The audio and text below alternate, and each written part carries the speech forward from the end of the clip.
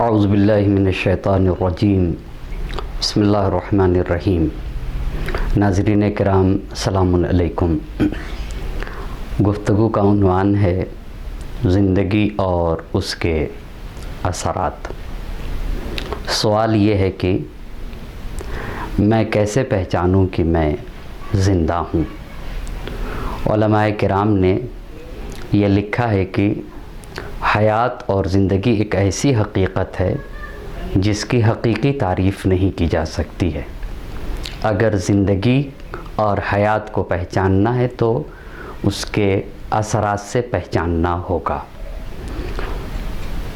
اگر قرآن اور روایات کو دیکھا جائے تو اس سے پتہ چلتا ہے کہ زندگی کے اثرات میں سے ایک اثر یہ ہے کہ انسان اگر یہ جاننا چاہتا ہے کہ وہ کتنا زندہ اور اس کے اندر کتنی زندگی اور حیات پائی جاتی ہے تو پہلی چیز یہ دیکھنا ہوگا کہ وہ کتنا اللہ اور رسول کا مطیع اور فرما بردار ہے۔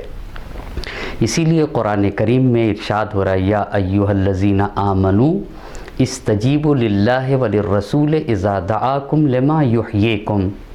اے صاحبان ایمان، اللہ اور رسول کی بات پر لبیک کہو، اس لیے کہ اللہ اور رسول تم کو ان باتوں کی طرف بلاتے جس میں تمہاری حقیقی حیات ہے۔ بس زندگی کا پہلا اثر اللہ اور رسول اللہ کا مطیع اور فرما بردار ہونا۔ جتنا زیادہ انسان مطیع اور فرما بردار ہے سمجھ لے کہ اس کے اندر اتنی ہی زیادہ حیات اور زندگی پائی جاتی ہے، اور جتنا زیادہ انسان اللہ اور رسول کا نافرمان ہوگا اتنا ہی زیادہ وہ انسان مردہ کہا جائے گا۔ یہ زندگی کا پہلا اثر ہوا۔ اگر انسان کو یہ جاننا ہے کہ اس کے ہاں زندگی پائی جاتی ہے نہیں تو زندگی کی دوسری پہچان تواضع، خاکساری، انکساری ہے۔ زندہ انسان منکسر المزاج ہوتا ہے، اس کے یہاں تواضع اور خضوع پایا جاتا ہے۔ اسی لیے قرآن نے کہا عباد الرحمن الذین یمشون علی الارض ہونا۔ اللہ کے بندے وہ ہیں جو زمین کے اوپر متانت، سنجیدگی، وقار کے ساتھ چلتے ہیں۔ اور نبی گرامی حضرت محمد مصطفیٰ صلی اللہ علیہ وآلہ وسلم نے ارشاد فرمایا لا تجالس الموتى، اپنے اصحاب سے کہا کہ میرے صحابیوں مرے لوگوں کے ساتھ نہ بیٹھا کرو۔ تو کسی صحابی نے پوچھا کہ اللہ کے نبی مرا انسان کون ہے؟ تو نبی گرامی نے فرمایا کل غنی مترف، ہر وہ مالدار انسان مرا ہوا ہے جس کو اپنے مال پر غرور اور گھمنڈ ہو۔ اس کا مطلب یہ ہوا کہ زندگی کا جس طرح سے پہلا اثر اللہ اور رسول اللہ کا مطیع و فرما بردار ہے، اسی طرح سے زندگی کا دوسرا اثر تواضع، انکساری۔ اگر انسان کے یہاں تواضع، انکساری پائی جاتی ہے تو سمجھنا چاہیے کہ اس کے یہاں زندگی پائی جا رہی ہے۔ تیسرا اثر زندگی کا علم ہے، یعنی ان زندگی کے اثرات میں سے تیسرا اثر علم ہے۔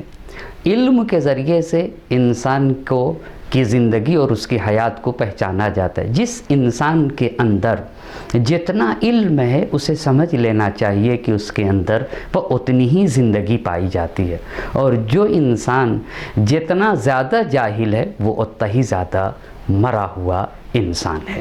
یہ تیسرا اثر۔